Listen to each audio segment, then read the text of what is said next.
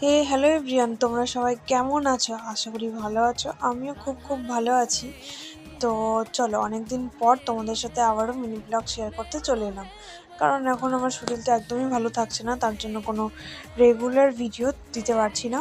তো সে যাই হোক, 2 দিন পর পর বা 1 দিন পর পর ভিডিও পোস্ট করতে পারছি। তো এখন রান্নাবান্না হচ্ছে ছাদের ওপরে প্রচণ্ড রোদের মধ্যে উনানে। যেহেতু এখন গ্যাসের অভাব চলছে, একটু প্রবলেম চলছে, সেই জন্য আমি আর বড়দি ভাবলাম চলো আজকে দিনটা উনানেই রান্না করা হোক।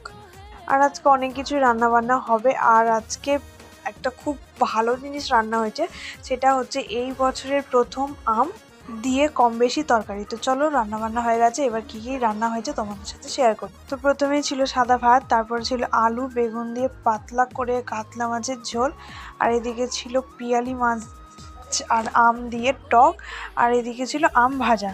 তো আম খেতে তো আমার, কাঁচা আম খেতে তো ভীষণই ভালো লাগে, পাকা আম অতটাও ভালো লাগে না। তো এই বছরের প্রথম আম খেলাম, খুব সুন্দর লাগলো। মনে হচ্ছে তৃপ্তি ভরে ভাতটা খেলাম।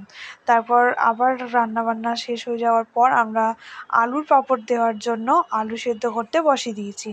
আলু সেদ্ধ করার জন্য নুন হলুদ দিয়ে সেদ্ধ করতে বসিয়ে দিয়েছি কেটে। আর এদিকে কিছুটা আলুর পাঁপড় দেওয়া হয়ে গেছে প্রায়।